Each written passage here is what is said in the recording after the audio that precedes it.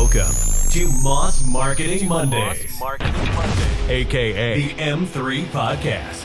Brought to you by Moss Marketing Group, bringing you everything marketing every Monday. Stay tuned for marketing tips and tricks you can use today. The M3 Podcast, marketing knowledge to help you succeed.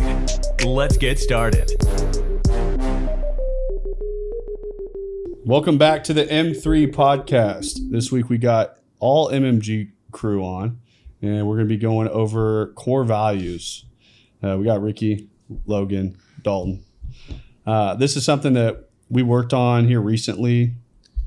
This was probably 3-4 months ago? Towards the beginning of the year. Yeah. I don't know. I lose track of time now. I was going to say, my sense of time is whack. Yeah, it's getting worse. But I was actually sitting in Cabo, and I've read the book Traction multiple times. And I was sitting there going over everything with Madison for our wedding coming up. And I was reading it for a second time. And the first time I read it, it talked about having core values to where everyone knows their direction, where the company's going, things like that, and what you need to be honed in on. And the first time I read it, I'm like, of course I'm going to do that when we get to a size to have that. Of course, blew right by that, missed it, saw it for a second time. What was that magic size that you were thinking that was going to happen at? I have no idea. I think I should have put a actual number in place. Yeah. That was like, hey, at this point, I should do X. Because a lot of times in these business books that I'm reading, it's like, oh yeah, when we scaled past X amount of dollars, which dollars in every industry is different. So I think I kind of missed the. Well, the thing is too is that you always think that you're going to get there and have all this time to work on this specific stuff, and you get there and it's like you talk about it, but finding the time to actually do it is really hard. That is 100% true, and I thought as we progressed, I would find somewhere where I found all this freedom. I kept thinking that there was this next spot that I'm like, once we get this and we hire this one person, I'm gonna have all this time, and I think I just keep getting busier and busier and busier. Yeah, but it's just on the. It's onto the next thing that I have to fix, the next puzzle piece you have to put in place, and realistically climbing and building that whole entire foundation to actually build the empire that you want.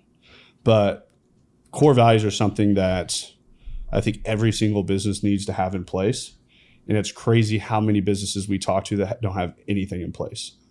I would have to assume it's the vast majority. For sure. And they have no earthly idea what they're trying to hire on.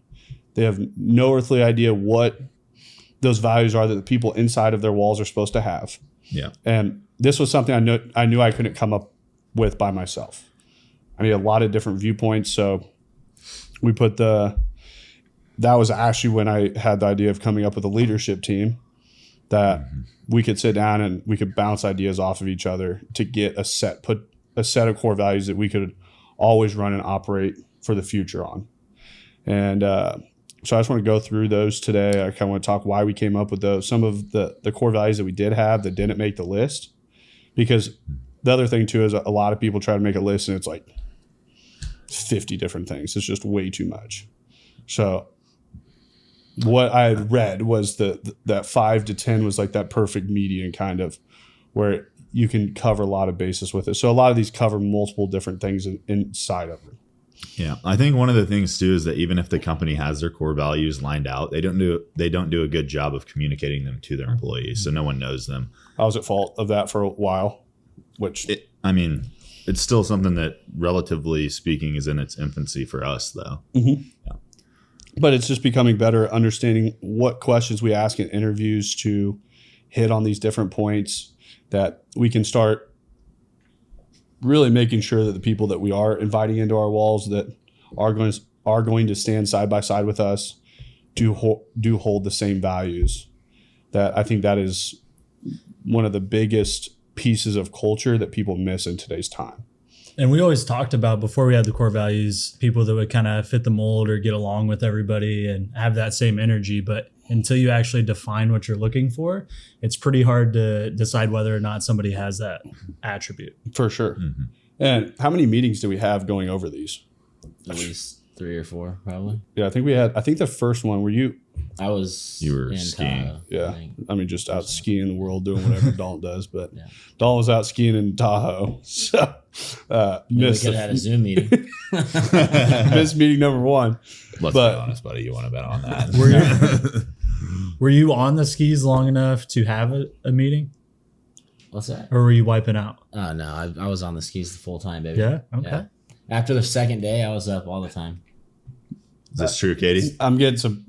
We're getting some the BS. Some BS. Ooh. In Tahoe, the first day. Oh, Tahoe. Yeah. He's talking about the second trip. Oh, he's talking about Vail. Hey, I'd say I'm a pretty good intermediate skier now. Ooh. No.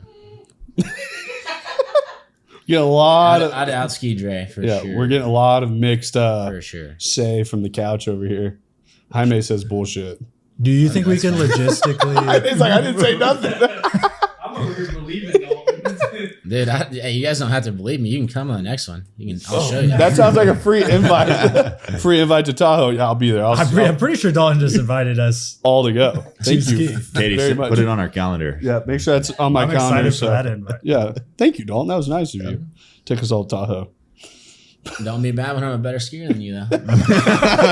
When I'm taking you down blacks. Yeah, You guys are eating shit. Dalton ain't no black skier yet. I have a Let's- witness over there. All right, that could be a whole podcast in its own. Dalton taking us to Tahoe. But let's start into the core values. Core value number 1: extreme ownership. This is one that I think can just. A lot of these core values also aren't just inside of work. These are values that I like seeing in people that hold true to these in their life. Because, I mean, extreme ownership is something that there's so many individuals in our world today that everything is somebody else's fault. Their whole world falls apart because somebody else, and they just point fingers. And we've had a whole podcast about facing that man in the mirror every single day. And there was a point in my life that I wanted to point fingers. It was someone else's fault that I was where I was. Somebody was holding me back. Somebody wasn't letting me do X. And it's like, once I started taking full ownership of every single thing I did all day, every day, good, bad, and different, that was when life really started to change. I can agree with that because I think it was a pretty big mental shift for me when I started to think about it a lot. Because like even the second that I would start to get in like, you know, a pissy mood or something, or think, oh, woe is me, like I would immediately think extreme ownership, and I just wouldn't do it. Like I just quit wasting time like harping on things and worrying about stuff that, yeah, I mean, even, you know, some of it may have been, you know, not my fault to 100th degree, but like it doesn't matter at that point. It's not worth the time that you're going to spend the time and energy you're going to spend thinking about it and harping on stuff. I think a lot of times it comes to, in a work environment, it's a principle that when people get themselves into leadership and they get themselves into a position of having that power, is so quick to say, this person under me did whatever it may be. It's not my fault. It is your fault. You are the person that's supposed to be training that person. You are supposed to be the person that makes sure you have the right people underneath you. You are the person that takes that stuff on every single day. So it's lack of knowledge or lack of execution. And most of the time, I'm going to say 8 out of 10 times, it's lack of knowledge nowadays. People aren't being trained in what they do. People don't have the knowledge base. And then this leader from the front gets mad. And then when the higher powers of them get upset with that leader, they just point the finger straight down the line. Yeah. And it's really easy to go blame it on the lowest paid person in the whole entire room. Say, it's that person.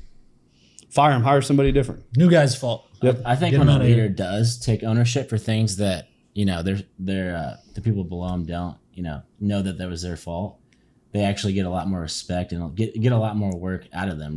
Really though. I mean, well, the thing about it is that even, you know, when you take ownership like that, the person knows if they made the mistake. Mhm. Like at the end of the day, if they know that they made the mistake, and if you as their leader cover for them, but take responsibility, makes them respect you a lot more. Yeah, get a lot more productivity out of them too. Really, You get I think respect. it buys people in. It does. And you also get respect from other people. Like when it comes to business owner, there's so many things I take ownership for everything that comes out of MMG's walls, no matter what it may be.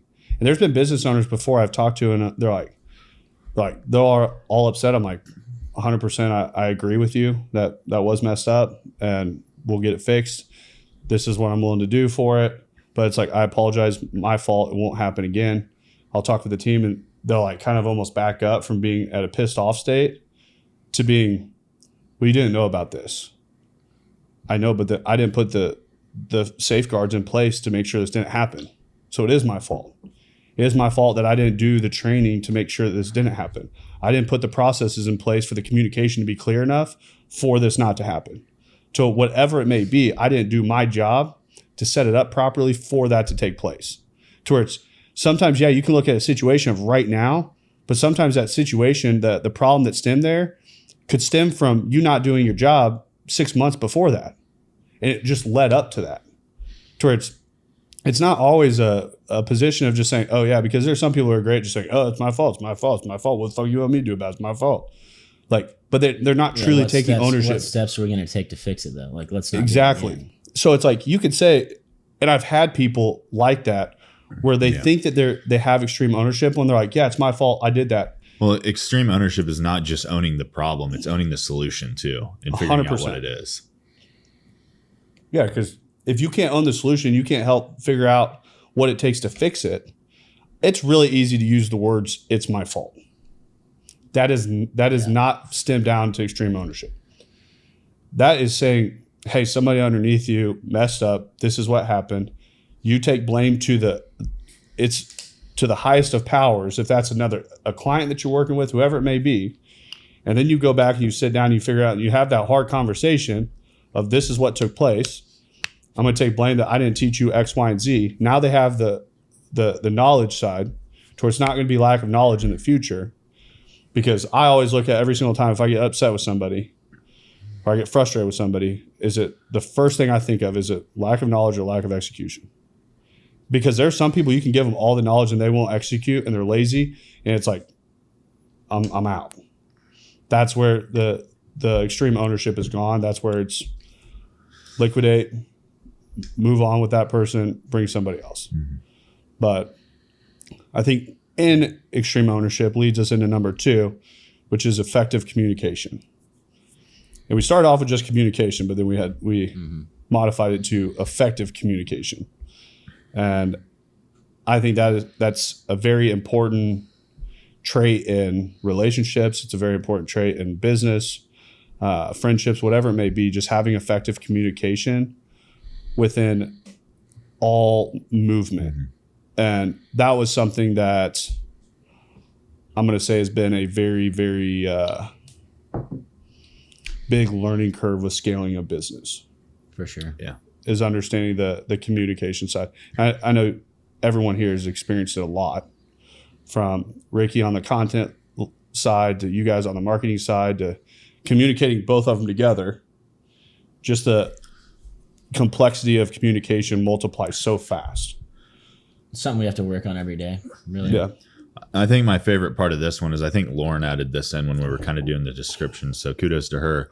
At the end of it, we have ensuring that the intended message is received and interpreted accurately. So I think where we run into a lot of problems in the past is thinking that the person that we're trying to communicate with, that we did our job, we communicated it, but did they actually receive the message? Did they understand your goals, where you were coming from, what you're saying, what the bigger picture is, and why you're, communicating this stuff to them? So it's deeper than just like talking and having conversations. It's making sure that like you're putting in the work to make sure the other person is on the same page as you, knows where you're coming from, and understands the bigger goal.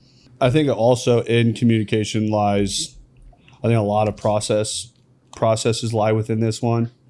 I think in the beginning, early days of MMG, it was Dre, Dalton, and I sitting at a desk. Communication really wasn't a problem. It's like, hey, Dalton, you do this? Yeah. Okay, great. You do this? Yeah. We had a pretty clear outline of every single day, everything that happened, that there wasn't a single thing that MMG did that I didn't know about.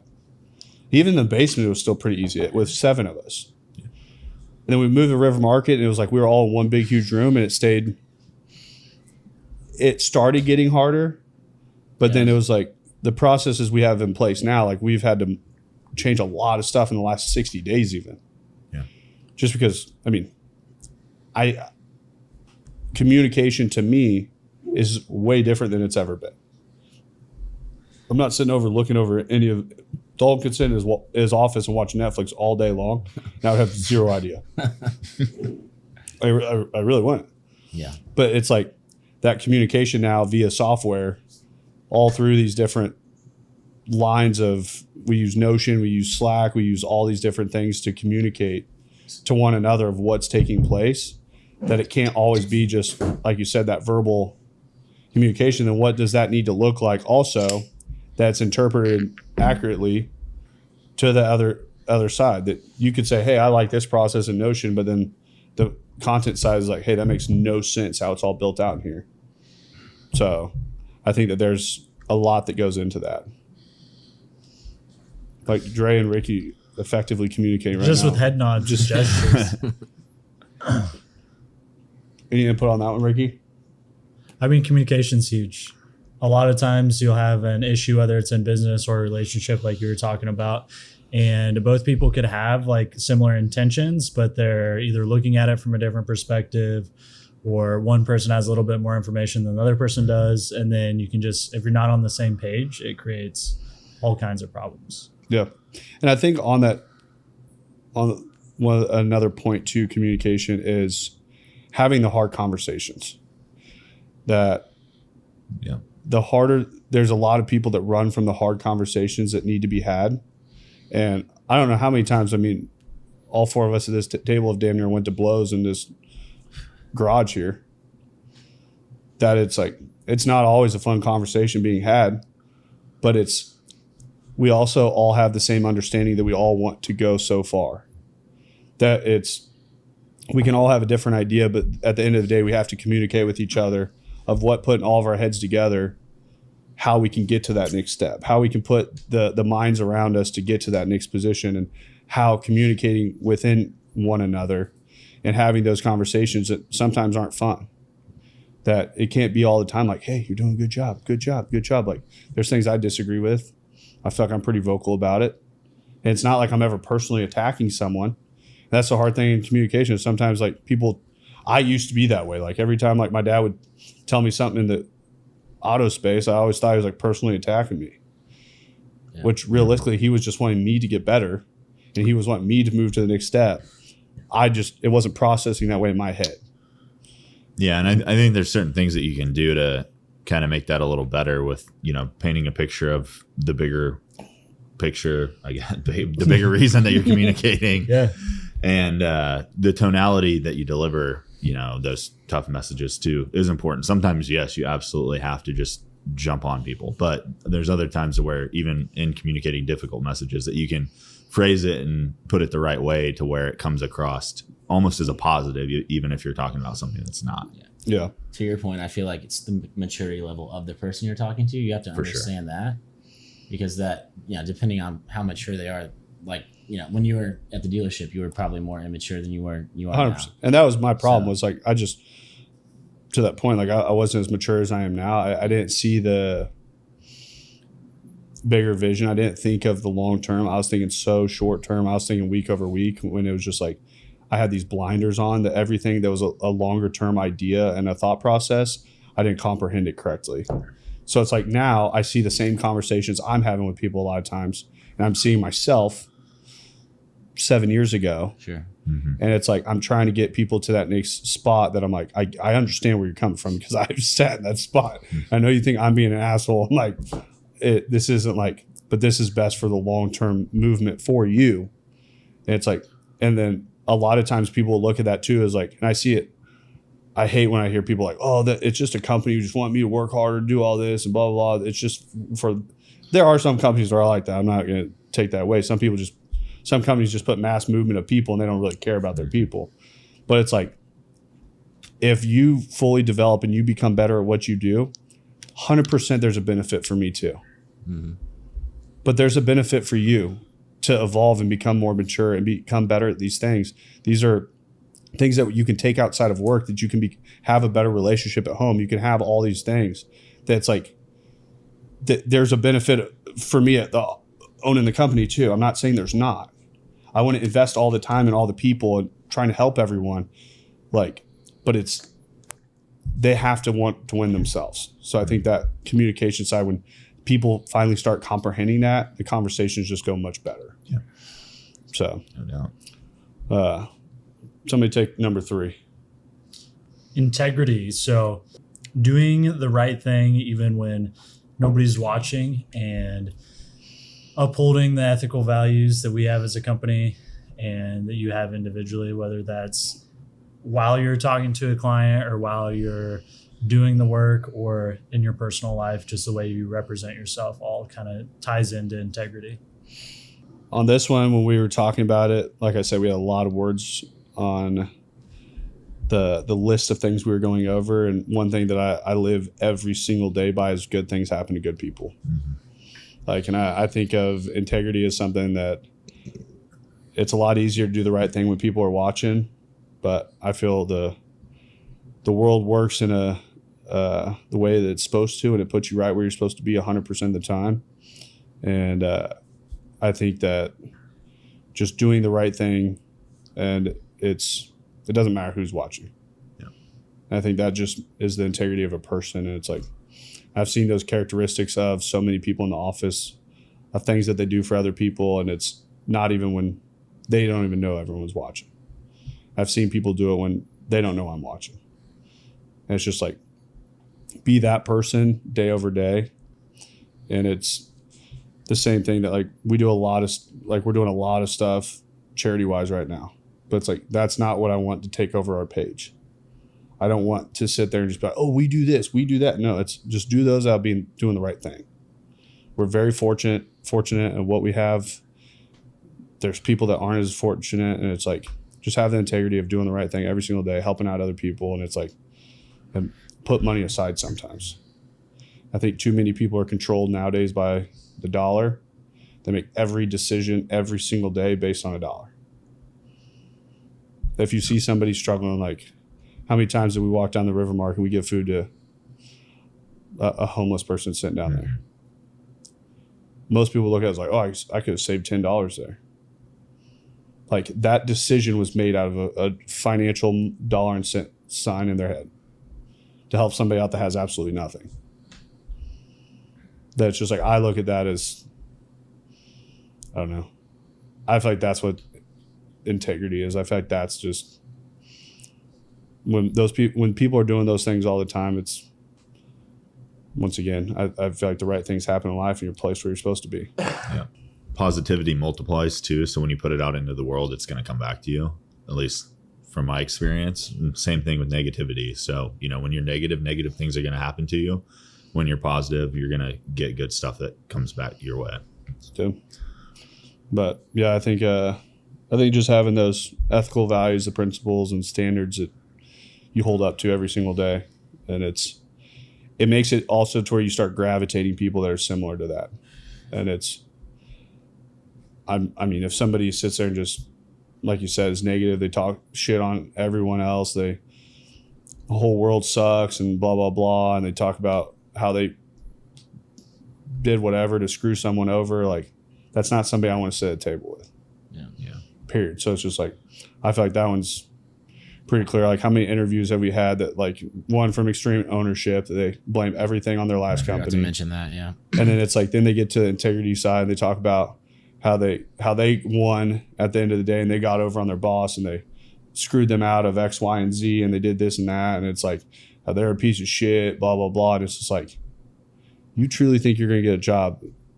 Yeah.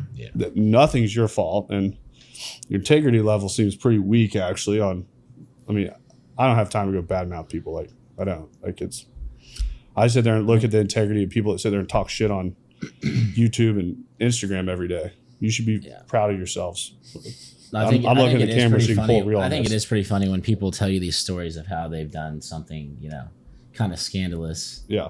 Got this money, got this, whatever it is. It's like, dude, you really think I give a fuck about that? Like, you think that I should be proud of you for that? Or like, there's somebody on the other side of that. Yeah. There's like, somebody on the other side of that story. You did it. Like, maybe you got ahead doing that, but I probably wouldn't broadcast that out to the world personally. But I don't know. I guess there's people out there that would listen too. I think some people feel like in the interview scenario is one, like, from extreme ownership all the way down, that just sticks out to me. I feel like people, when they get asked about their previous employment or why they left a job or something, they almost like feel like they have to make it seem like there was something wrong with the company, or there's something wrong with them if there's not something wrong with the company. And it's just not the case. Like, people don't care if you left a job because, you know, you didn't like the job or it wasn't the right fit. I would much rather someone say that than, oh no, that you know, that place sucked. I would way rather somebody own up to a flaw. Yeah. That says, hey, I struggled with X, Y, and Z, but I know it's something that I need to work on. I'd be 10 times more likely to hire that person than the person that blamed everything on the other company. Right when we got done with these, the first interview we conducted, it was like immediate out of the gate. It was like extreme ownership was not there. And we were like, well, you know, that's. But it's like you sit there and I feel like integrity a lot of times. Like Dalton's saying, there's people that want to brag on some like win that they think that they got over on somebody. And I'm like, I always look at it as like, read that story back and put yourself on the other side. Yeah. How great does it sound then? And it's like, that's where I think a lot of times people just miss that one as a whole. And it's crazy on all of these that we go through interviews and you can like almost pinpoint down to an exact one of why we didn't hire somebody. But we'll go on to the next one. Work ethic. Who wants to lead this one?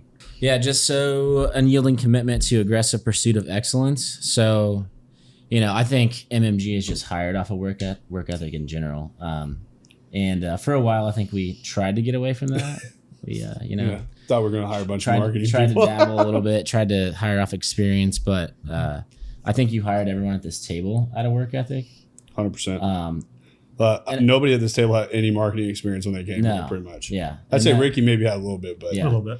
Some in the trenches stuff. Our newest hire doesn't have any marketing experience. He comes from construction, but he's been fucking killing it. I didn't really know him in college. I know you knew him in college. Dre really knew him the best. I knew he was a football player, so that to me tells me that you have work ethic right there. Like, you were committed to going to weights at 10 a.m. in the morning. You were committed to a cause. You were a team player. So I think on the other hand, though, work ethic is good. Like, you can put in the work and like, yeah, we can work fucking 14 hours a day, you know, but it's like, what are you doing to maximize your work? How are you making your work more efficient? And I think I've been, you know, at fault for this, like, you know, just grind it out, do it. Try not to give it up to other people, but I think education plays a big factor in work ethic too. Like, you know, how are you improving your process to work smarter? Yeah, so. I've watched the evolution of everyone here at this table that I've had the talks with individually, all of you guys, on what those efficiencies look like, what scale looks like, what actually alleviating things off your plate really looks like. And it's that work ethic. You can work really hard on different things, but like early days at MMG, Dalton was a no-brainer hire after Dre. Like, I just knew, I'm like, if somebody's going to come work 14-hour days with us, it's Dalton. Yeah. And like, no questions about, like, he's never going to say a word about how many hours we're putting in. Like, there's never going to be a question about how we get to the bigger cause.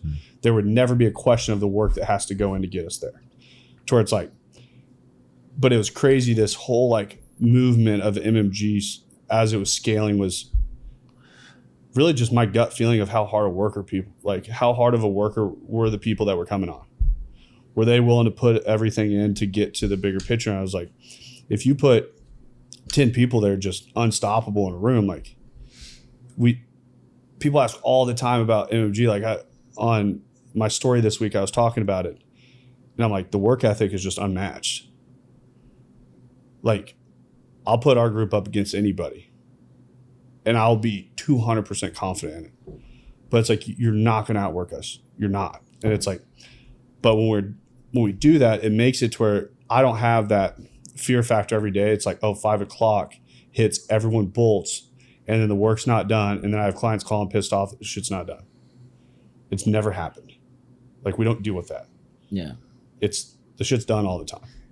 And it's like, I think that there is something also when you have great work ethic, it stems to the people around you. So when somebody doesn't have the work ethic, they stand out like a sore thumb. Yeah. And we've had those people. Sure. They really stick out so fast. Like, it's, And allowing people like that in your space and in your environment is the quickest way to it's cancer. demotivate and turn off the employees who do, or the people on your team that do have strong work ethic. It spreads, and it's I don't blame people, because everybody's that way. If the guy sitting next to me at the table is not willing to put in the same amount of work that I am, or not even holding up their end of the job, I'm not going to like working with that person. I don't want to be in a company like that. Like, that's quite literally why companies have problems retaining people and finding and keeping good people, because even if they find good people, they have a negative environment that spreads, and you can watch the good people turn negative pretty quick when they get in that environment. It's hard when you're sitting around it. In the car business, there was a point that we had a sales guy that was just outperforming everybody, but he was the most negative human being. He just didn't have the right morals. He just didn't have he didn't have a compass of anything. And it was like, it was crazy how much worse all the other salespeople performed because of this one person, that our sales were actually down. And what actually ended up fixing our sales was firing the best salesperson, because the performance of everyone else stemmed up so fast. I even saw it in myself being around the guy. Like, and it was crazy but when you're with these people, like in the car business, we're there for 12 hours a day, like you're with them all the time. And I started seeing it in my personal life. I started seeing just all these, like, and I've always been pretty self-aware of like seeing what's happening to myself and the way I'm acting, the way that people are receiving it, seeing people's body language back towards me, things like that. And it's just like, I look at that work ethic is so crucial in, one, the work side being done, but the positive and also the right direction in it. That it's, the dude was a hard worker. Like, so he had that trait, but he didn't have a bunch of other things we went over. Yeah. And it's definitely not something that's just it's not a solo trait that can make someone a hire for us, for sure. Yeah. It's a trait that they need to have. But if somebody comes and they're a hard worker, but they have no integrity and no ownership, they still don't make the cut. So yeah, they all just build on each other. Like, you can tie every single one of these, and that's what I like about it. And I've realized that even just going through this right now, is that they all literally just tie back to each other and kind of mesh pretty well. All right, who's taking the next one? I can. Challenger spirit is the fifth one, and this was one that we kind of came up with a little bit later in our discussions. And whose idea was this? I think this was like the last meeting. I think I might have came up with the name for it. I don't know how we ended up on it. We ended up like Googling something, like we were talking about different. I feel like it's like a combination. We had like positivity, and we had like multiple different ones that we couldn't compress down and pick one. Yeah. I feel like someone did we was this from ask ChatGPT this to could have been AI prompt. It was kind of, we tied it in with the Challenger Sale, a book that we just read. We had talked about the Challenger Sale and like always like kind of pushing the boundaries and overcoming obstacles and And this is how we kind of encompassed all the first four of our core values are ones that are pretty straightforward. Like, people have generally heard of these terms, but the last three are pretty unique, and I think this is going to be definitely a good discussion here. But so Challenger spirit, what we define it as, is constantly challenging the status quo, pushing boundaries and overcoming obstacles with a positive and relentless attitude.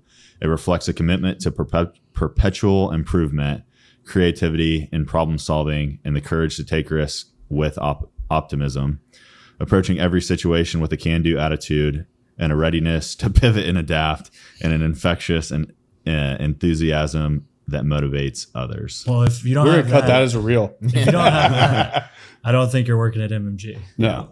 So take notes, peeps. It's just not accepting average. Yeah. Like, the other thing too, that like the can-do attitude, I think, once again, everyone at this table has experienced it. We've taken on challenge after challenge. It's so big that at the time seems impossible, that those are the things I love coming. Those are the things that get me hyped. Mm-hmm. Like when I get excited about things, it's the challenge that's so big that nobody thinks is possible, that the average person runs from. Yeah. That the average person says, oh, we can't do that. A company our size would say, hey, we can't take on a company that big. Where how many times as I came back to the office, I'm like, hey, we got this, this, and this. And Dre's looked at me. He's like, how are we going to handle that? I'm like, we always figure it out. Yeah. I mean, I remember when it was us three, there was a couple of those moments. But it's like, look at these huge deals that we've taken on, these huge fights that we've taken on over and over and over. And all that really happens are the fights just keep getting bigger and bigger that we get. The arena gets bigger and bigger that we get to step into. But it's like, I think that attacking those just with a positive attitude is not like, oh shit, we have to do this, to like, oh shit, we get to do this. Like, I love that moment. And that challenge is also what pulls you to the next level. Because if you don't have any reason to get to the next level, it just gets pushed down the road. 100%. And I look at that as when those big challenges come, the way I position it in my head is like, that's our next stepping stone. It was put there in front of us for a reason. Do we know how to handle it? Absolutely not. But I mean, we went into a meeting, Ricky and I, and we go through the whole entire thing, and they're asking about photography stuff. I'm like, yeah, we do that. And we get out, and Ricky's like, we don't do any of that. Yeah. I was like, what do you mean? And he's like, well, we have to get like special equipment for that and all this. I'm like, where can we go get it? We're filming tomorrow, bud. I'm like, I told him we'd be out there tomorrow. Like, and we're sitting in the office figuring out how to use all this shit. Like, yeah. And we've had it with teleprompter. People are like, oh, you guys do teleprompting stuff? Yeah, 100%. We're filming on Tuesday. Yeah, we got it. Yeah. Oh, it mirrors itself. Monday. You don't put the iPad behind the screen. Yeah. Well, that's interesting. Good thing we got it out of the box first. Yeah. I think it also, too, when you're faced with really some tough situations, challenges, like having this as one of your core values and everybody on the same page with the challenger spirit, you never have to worry or think or wonder if someone next to you is going to waver.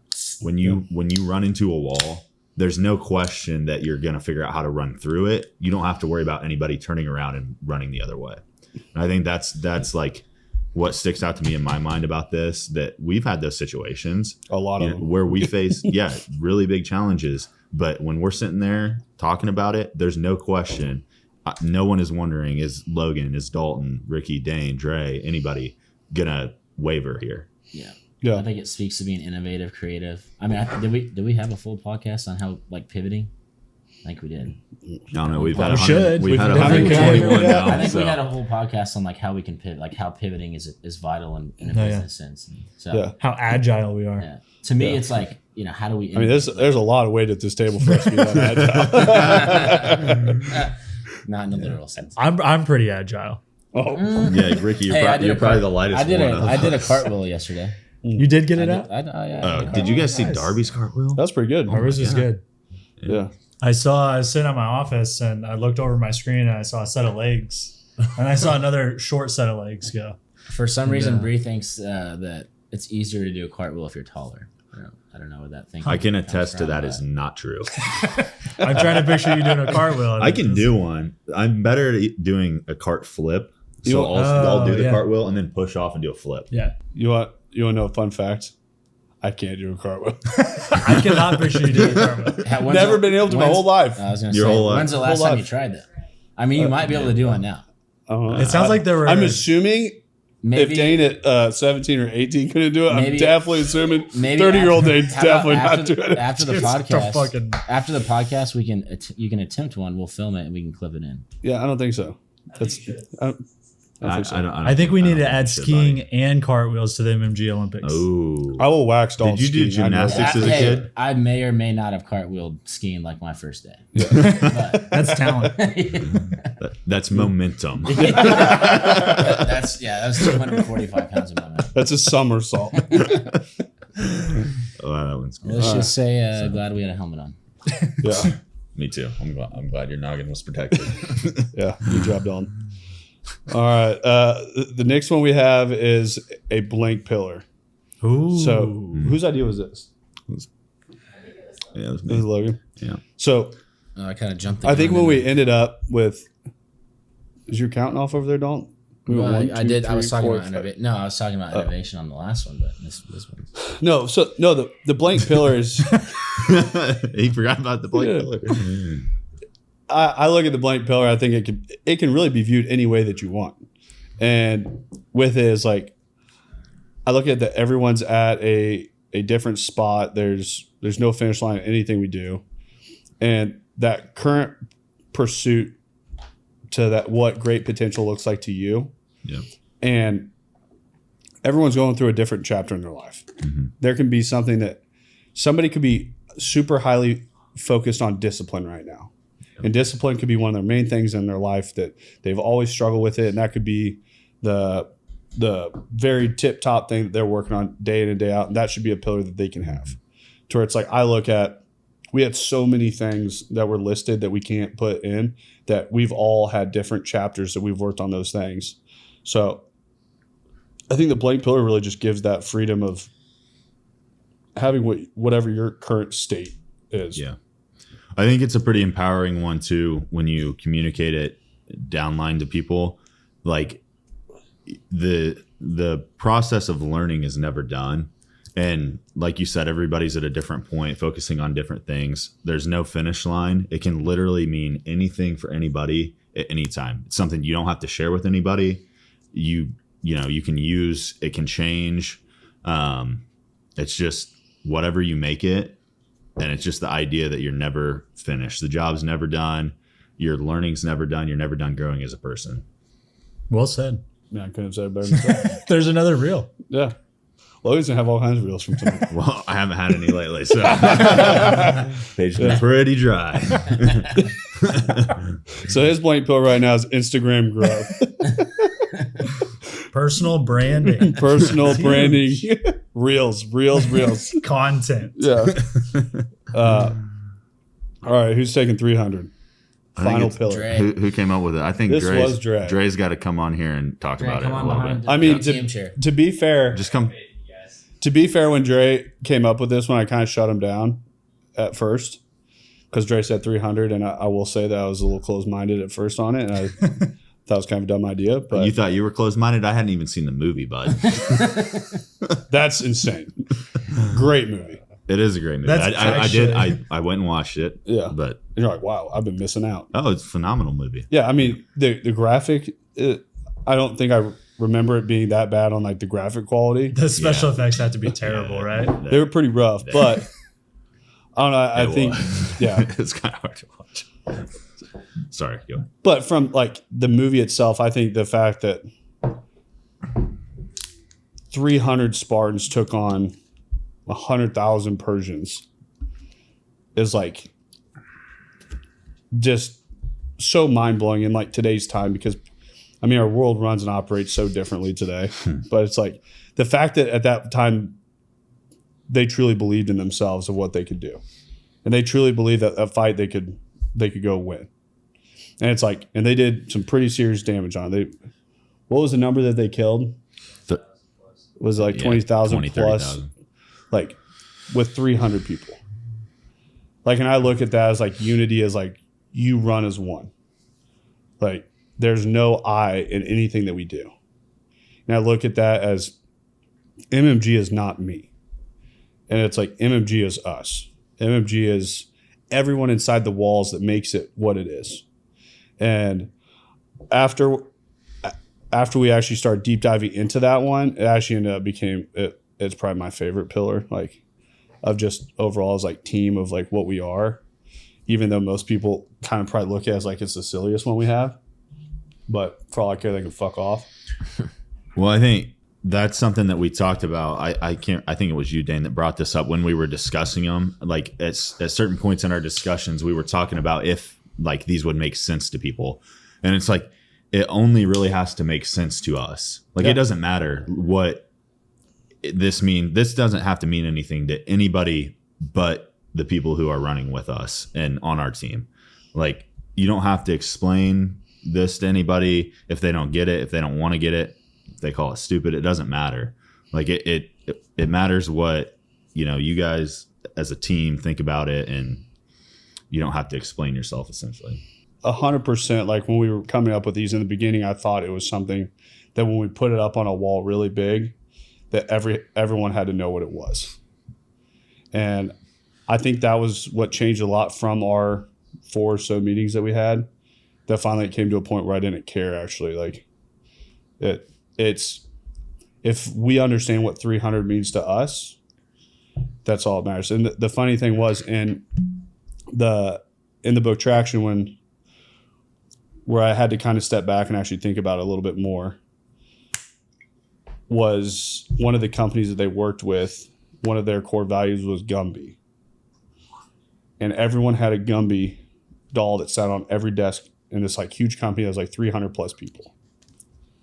And he's like, everyone comes in, they always thought it was weird that everyone had a Gumby doll on their desk. But it was always about being flexible because Gumby can be like pulled whatever direction. And it's like being so flexible to every single situation that there's no one set answer for every question that comes our way. Towards like the flexibility of what Gumby was why that was one of their core values. Am I the only one that doesn't know who Gumby is?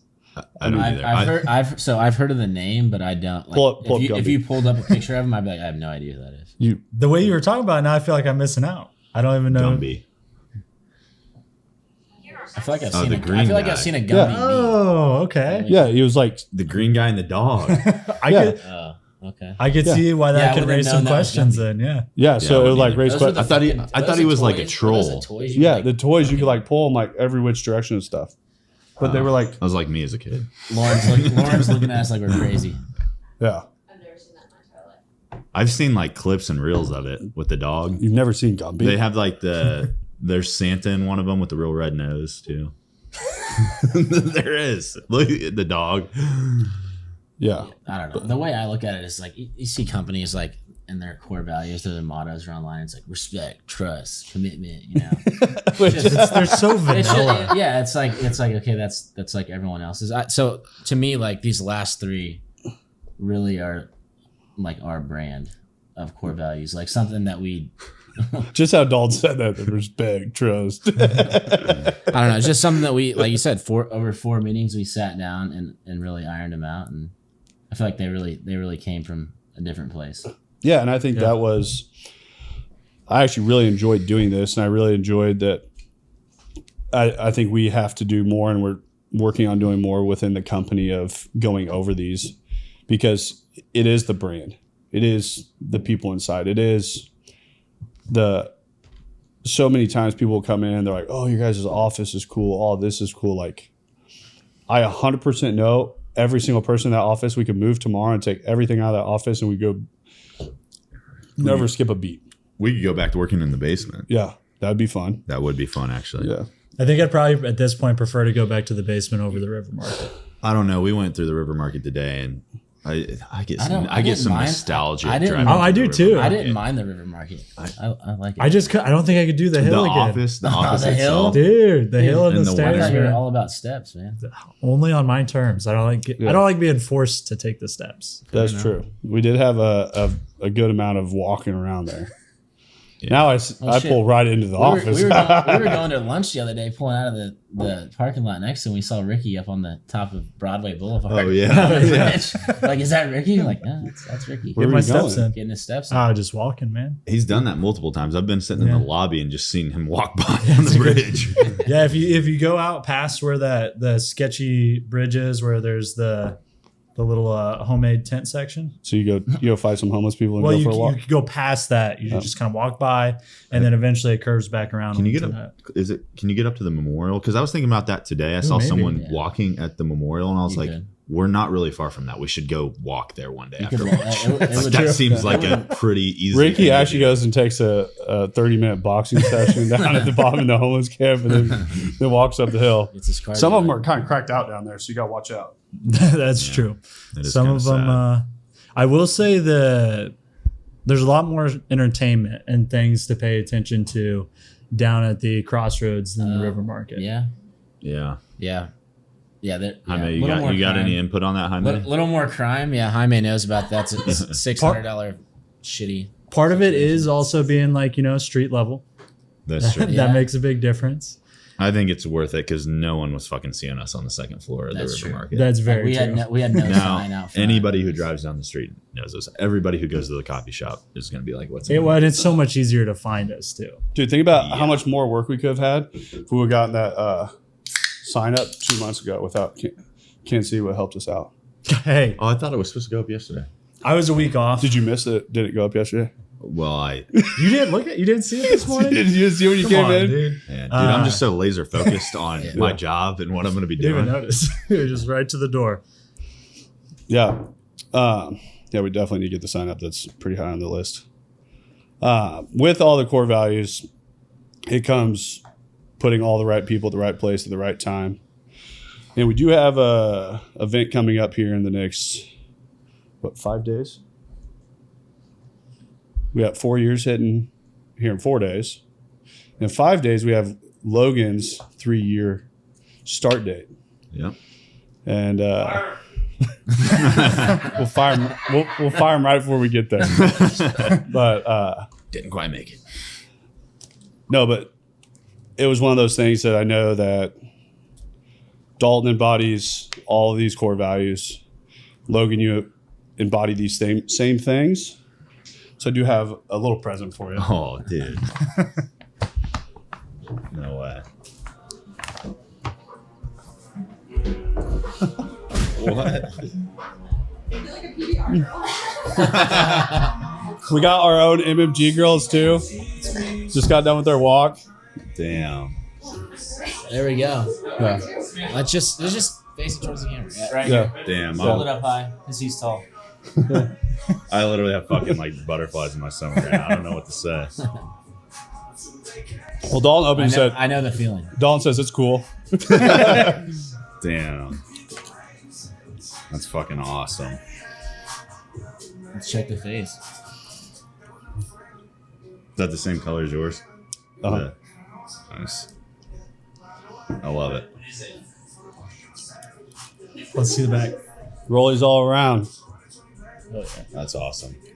Thank you guys. Thank you guys. Congrats, dude. Appreciate it. I definitely did not expect that. Yeah, Probably wouldn't. it did. Would have been really awkward. Yeah. Honestly, I hadn't even until you said that. I was like, "Damn!" It kind of snuck up on me that it was already almost July 1st. Yeah. We talked about not knowing where the time was going, and Dude. It disappears. that's crazy. That's sick. Yeah. I'll try it on. Couldn't thank you enough. I can't thank you enough. So, the feeling is mutual. I don't know. I didn't know how to open it either. I didn't have any links taken out or anything, so I don't know. We'll find out. Thank you guys. I could not think of better people to be sitting at this table with than all you guys. not Dre. I said all you guys and looked at all of you. That beats the dead Apple Watch Yeah. that I've bit, been yeah. wearing for the last week. But save it because it's expensive. Yeah. Nice. I don't know. Hey. I feel like it fits pretty good. I think I've swollen Yeah. up a little tonight.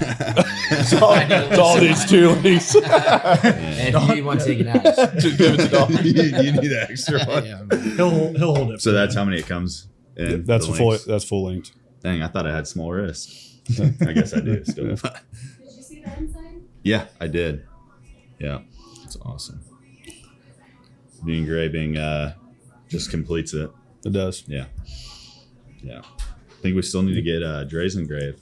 Yeah. This is at the resale. Fucking rat. But no, I think that's a great way to wrap up this podcast. I think you, like I said, hold all the core values of MMG. Dalton does, Ricky does, Lauren, Jaime, Dre. And we have a lot of people inside the walls that do too. And I can't thank everyone enough. You guys also all bet on something when it was nothing. So we're going somewhere. Just keep it up. Cheers. Thanks for listening to the M3 Podcast. Be sure to subscribe so you don't miss the next episode. Want to learn more? Check us out on Instagram at Moss Marketing Group. on Facebook at Moss Marketing 58 or on our website at mossmarketinggroup.com.